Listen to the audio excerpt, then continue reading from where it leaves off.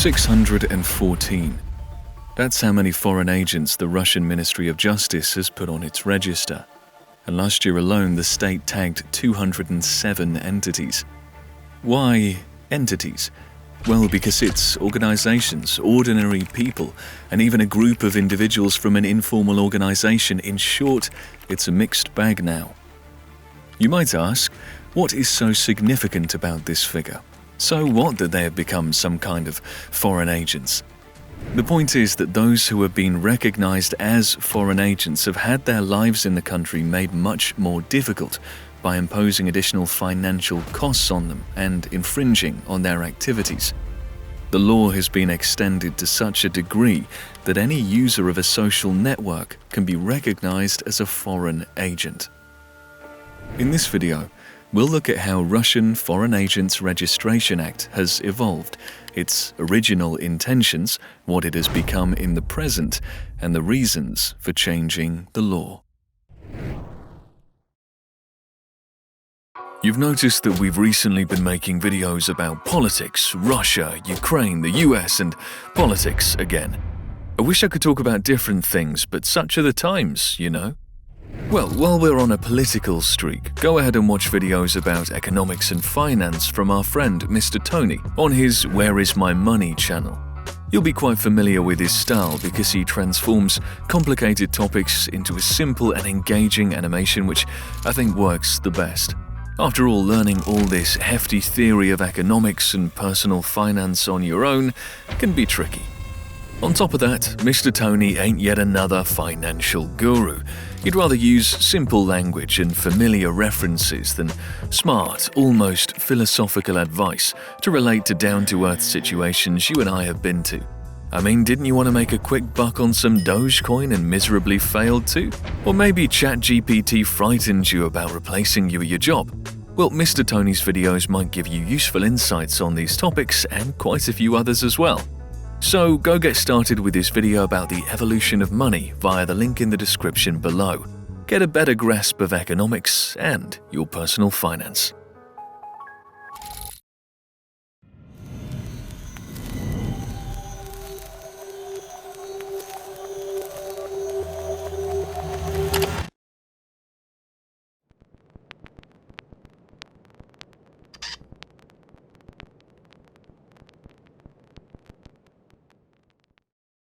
It's 2012. The educational forum Zeliga, then newly elected President Vladimir Putin, declares, I believe that we in Russia can have the same law that was passed and is in force in the United States of America back in 1938. Why have they shielded themselves accordingly from influence from abroad and used this law for decades? And why can't we in Russia do the same?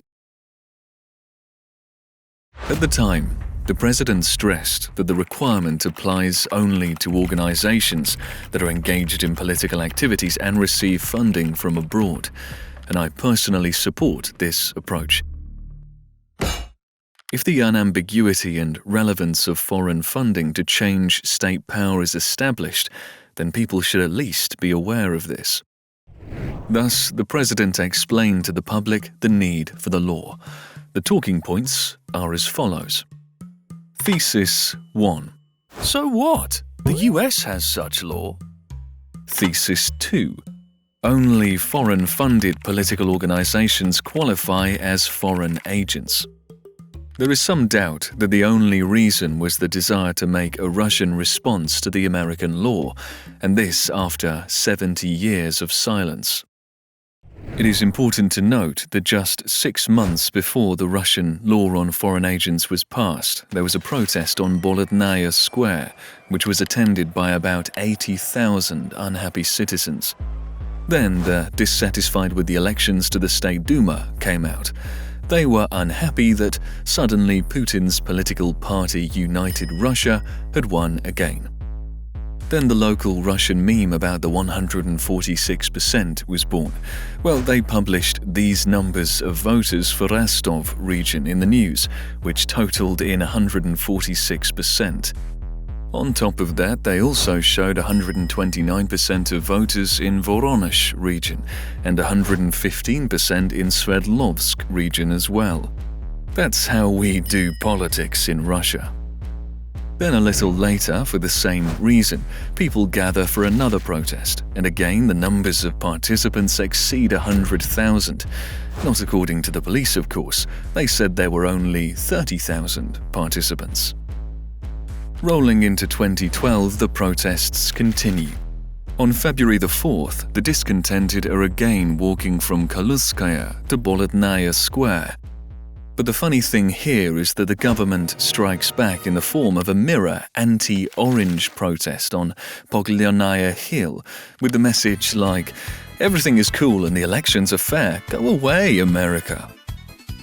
The Ministry of Internal Affairs estimates the number of Bolotnaya participants at 35 to 36,000, but at Poglyanaya they counted correctly.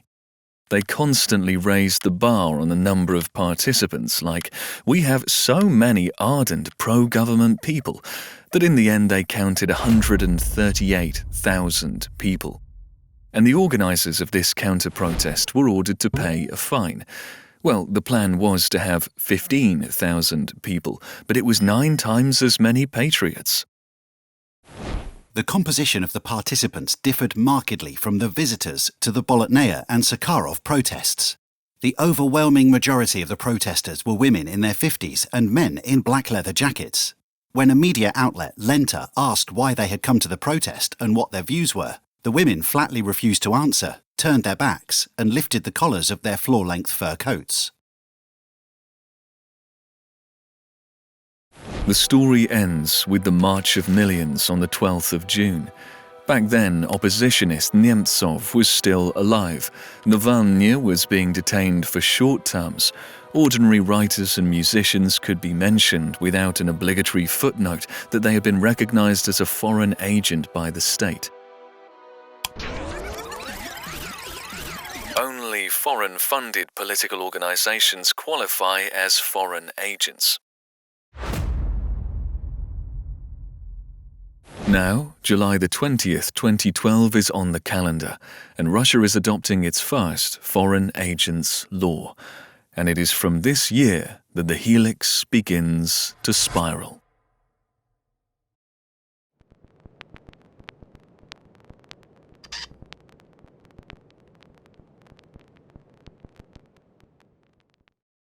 When the law was first passed, the first non-profit organization to be recognized as a foreign agent was Golas, an NPO for the defense of voters' rights.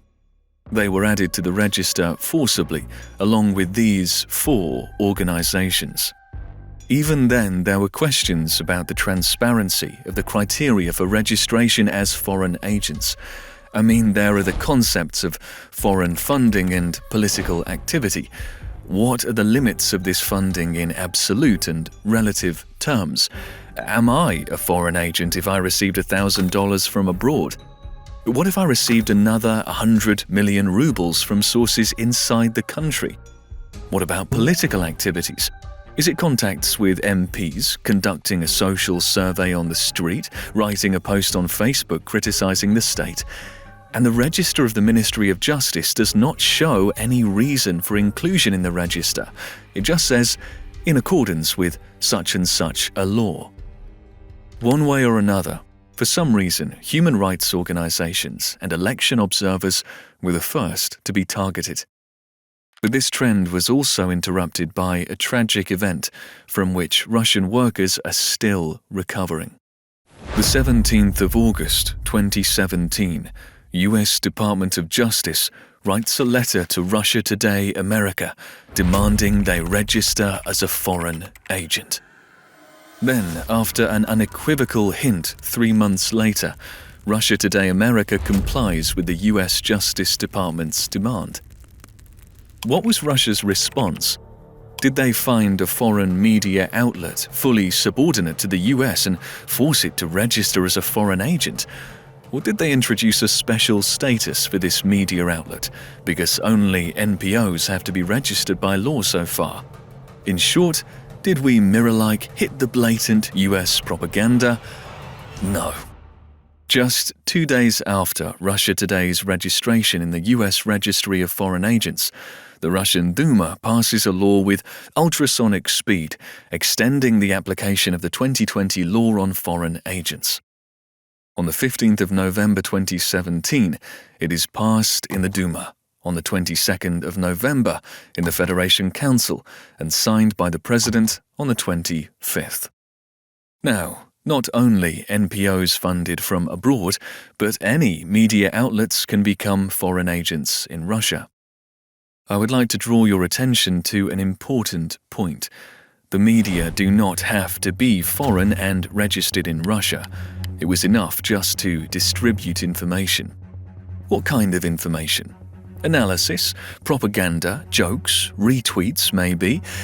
It was not specified. Russian people had to check everything head on. This was, by the way, the first extension of the already inherently broad interpretations that allow anyone to be classified as a foreign agent. The bloggers were feeling uneasy at the time. Yes, the law does not say anything about individuals, yet, but there was this feeling of playing Minesweeper, and the mine was already close by. In fact, it was the rubber wording, regardless of the organizational and legal form, receiving money from foreign states, that was specifically tense. The state is also a very broad entity, and yes, performing the functions of a foreign agent. Even back then, it was possible to include all the distributors of information around the world, not just bloggers, but simple users reposting stuff on social media. But State Duma Deputy Pyotr Tolstoy hurriedly explained that a transparent and understandable mechanism is all from the evil one. A good thing is when one body decides as it pleases. You and I are enabling the Ministry of Justice to take targeted retaliatory action. That is the idea behind this law.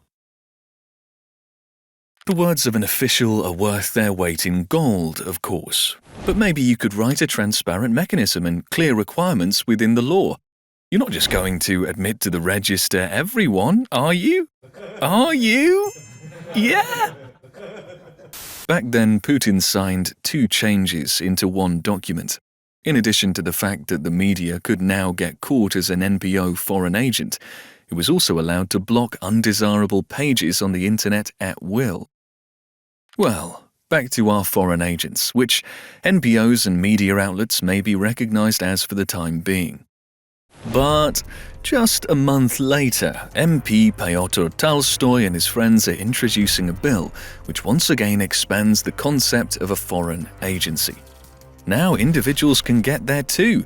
Ordinary citizens who use the internet can be equated to the media, therefore to NPOs, and therefore to foreign agents. Tolstoy then went back on the line and said that, of course, in theory, if a blogger is a media outlet and is funded from abroad, then the law is applicable, but actually we do not plan to extend these amendments to bloggers. The funny thing is that the amendments on individuals were registered in the State Duma on the 19th of December 2017, just a month after the law on recognition of media outlets as foreign agents was pushed through. But in the end, these amendments on individuals laid in the State Duma until the 8th of November 2019. And when its time came on the 8th of November 2019, it was passed by the State Duma in 2 readings at once within 2 weeks. Within 4 days, it is approved by the Federation Council and signed by the President at the beginning of December as a New Year present. There is no power vertical in Russia, firm and clear. At this point, what do we have? In 2012, the law on foreign agents appears, which deals with foreign-funded NPOs involved in political activities. And conceptually, I have no questions about it, except of course for the broad wording of political activity. After all, in this case, everything is at the discretion of the implementers of the law. In 2017, the authorities state that the media also fall under the NPO Foreign Agents Law, and what is striking is that a media outlet does not have to be registered at all, just enough to distribute information. However, they wanted to say back in 2017 that an individual could also be a media outlet and therefore a foreign agent NPO, but they decided not to traumatize citizens straight away and postpone the adoption until 2019. And by the way, in 2019, the authorities eliminated one problem. What problem, you might ask? The fact is that a bare-assed individual cannot submit any reports to the Ministry of Justice about their activity as a foreign agent. Only owners of organizations can do so. But the law is made in such a way that a random Ivan can be recognized as a foreign agent. What has been done? Perhaps they opened a department to deal with individuals or created a special application form for individuals. No. Those individuals who have been declared a foreign agent have to set up an organization and submit reports for themselves through it. In other words, not only they are forced to be a foreign agent at authorities' discretion, but they're also forced to spend money to set up and maintain a legal entity so that they're able to file reports. Beautiful, isn't it? Well, what did you expect? This has actually been practiced in the USA for a long time. The requirement of mandatory labelling of information created by an organisation performing the functions as a foreign agent is not new to Russian law. The possibility of recognising individuals as foreign agents was provided for us in the US Foreign Agents Registration Act. By the way, a little later in October 2020, the now familiar capital lettering will become mandatory, which must be put in all informational materials, even, judging by the wording in the law, the giant boulder dash that should be put in posts in personal social networks. And legal entities were fined between $6,000 and $60,000 for failing to comply with the marking. Although I am personally not sure that in the US they can simply recognize an organization as a foreign agent, then expel it in the same way, and then recognize the person as a foreign agent. And there is no indication at all as to what the recognition is for, just a reference to the law. As for the reason, go f*** yourself. Go to court, maybe they will tell you something, and then also get the man flogged for not marking his tweets.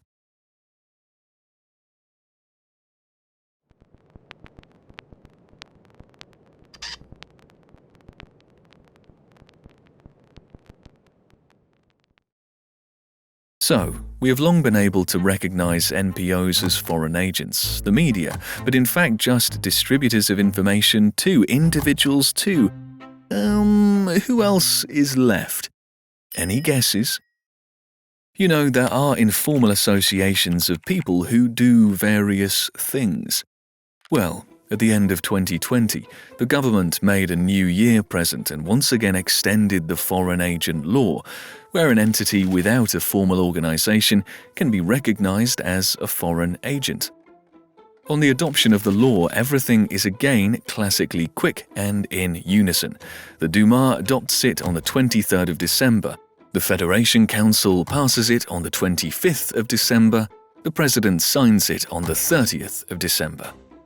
As the saying goes, Parliament is no place for discussion.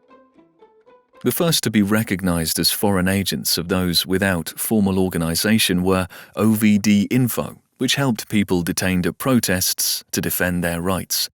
And then there is the Golas movement that has been exposing election fraud. Again, there is no indication in the register of what, how, and why they were added to it. Generally speaking, there should be an online registry with a link to the card of each person listed giving the specific reasons, but apparently there is no objective of transparency here. People will only find out the reasons for being entered after trying to appeal in court. In the case of OVD Info, the court described the grounds for their inclusion as foreign agents in this way. Well, there is a huge chunk of text similar to my graduation thesis in volume, but here are the juiciest points. The internet resource OVD Info contains current news about detentions at uncoordinated protests, information about who was detained and what articles they get. Of course, extremism and terrorism are there as well. The site talks about wrongful prosecution of political activists for their political position. These arseholes also talk about persecution of journalists and make reports on problems of freedom of speech and meetings. Moreover, they describe the problems in Russian legislation and suggest constructive changes. Aren't they the real bastards? And how would you feel about them giving instructions on how to communicate with law enforcement officers and advice on how to behave during a search? By the way, remember I had a question about what was behind the frighteningly broad wording of political activity? So the court suggests that in addition to the obvious influence on the legislative process and elections, protests, any form of meetings, demonstrations and picketing, debates, discussions and speeches are also put there. Even social surveys and sociological activities fall under political activities. Moreover, at least half of these points can be put down to the concept of civil society. I'm serious. Here are excerpts from the Grade 9 Social Studies textbook in Russia. Press pause and read it. By the way, a funny fact, in the 2021 edition of the textbook, they removed this piece about the fact that the essence of civil society is to create an organization to protect one's rights in cases where the state and officials start to infringe on the people. And also, such organizations are a normal means to obtain better living conditions. This is not in the modern textbooks. But there is a quote from Putin that reduces the whole civil society to caring for the elderly and disabled, in a country where there will soon be no pensions for the elderly. Well, when we thought there was nowhere else to make up reasons to be recognized as a foreign agent, we forgot that there is always a ground floor.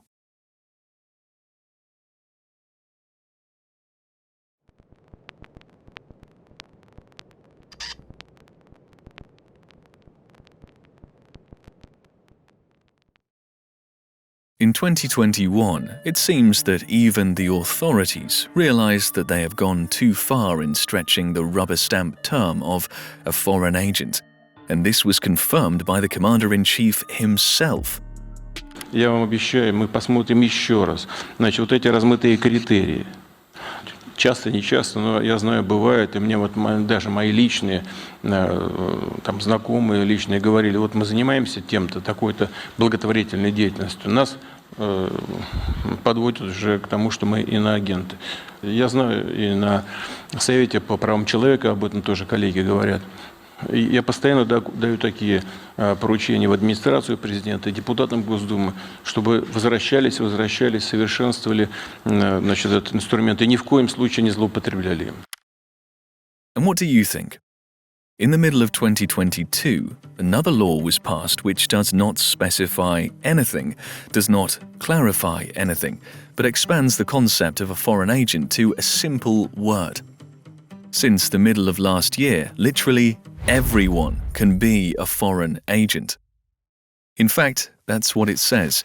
A foreign agent can be a Russian or foreign legal entity, a non-legal entity, a public association or any association or any individual regardless of citizenship.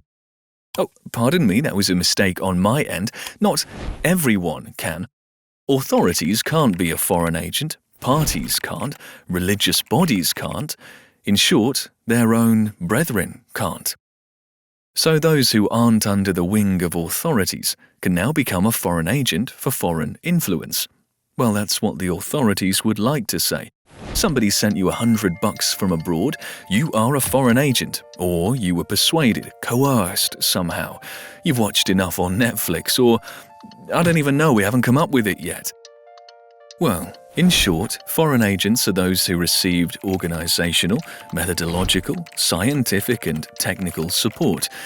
What kind of support is that? Hell knows. Like they said, it was all about this.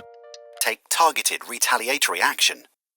Needless to say, this law was again passed as if on an assembly line, June the 29th, July the 8th, and it was signed on the 14th of July. And 2 months later, on another Friday, Russian MOJ dotted the first list of people who can be dragged up for that very influence. By and large, it has become customary. These are journalists and academics who have dared to publicly express disagreement with the course of the ruling party. There was a surprising thing. An environmental organization of local people who cared about waste distribution emerged to oppose the landfill in their homeland. After recognition as a foreign agent, they've realized that they could not exist in the Russian legal framework. Apparently, in this case, someone at the local level was dealing with their personal issues. The bottom line is that in recent years, the number of admissions of foreign agents has soared like a rocket into space.